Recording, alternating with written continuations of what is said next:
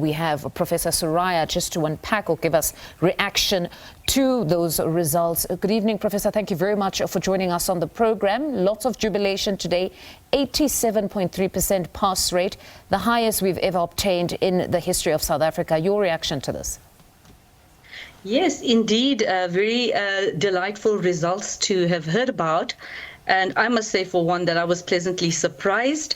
And I've been trying to understand, how this current lot, every single, district has also, province has topped, the results that, they've done. So it seems to be an upward trend from what we're seeing from the overall result. Mm-hmm. And then when we look at the quintiles 1 to 3, this was something when my colleague was just speaking to the Minister of Education, that it's quite impressive because historically, we've seen that the quintiles 4 to 5 have always done exceptionally well, but now quintiles 1 to 3 seem to be producing the top achievers.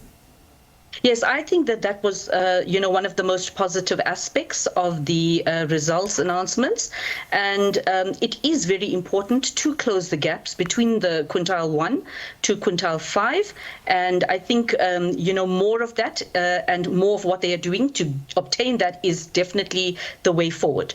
Mm-hmm. She spoke about access now having been expanded, but that's the minister, of course, that access has now been expanded, but that now the focus or the conversation needs to turn to quality education. Because when we look at some of these benchmarking standards, we see that international benchmarking standards show that learners from grade 4 all the way to grade 9 were really not at the level of their peers. So most certainly the quality here should be the focus, wouldn't you say? Yes, so I think the bachelor pass rate would also indicate that, we really need to improve the quality. We are happy that the bachelor pass rate has improved.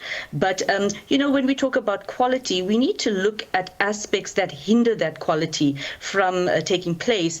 And I think some of these aspects, and we've known this for a long time, would be a class size, pedagogic approaches towards teaching mathematics, and why learners are not enrolling in the gateway subjects, maths and physical science. We also see problems with the physical science, particularly results going lower. There's a drop there.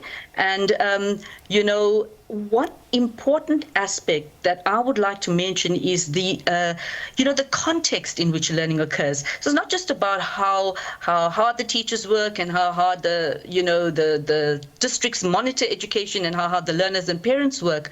But if we look at the societal and the context of the social ills that is dragging our system down, the violence that the minister spoke about, but we also know teenage pregnancy is a big issue as well. So we need to sort the systemic issues, and I know that the DB used to have programs to address, those issues, and we really need to put our finger on that as well to improve the quality in a context that we are actually noticing now. Mm-hmm. Now, she has committed that they will be embarking, as the department, they'll be embarking on a reorientation strategy, and that at the heart of it is them perhaps empowering or focusing on ECD. Your take on that?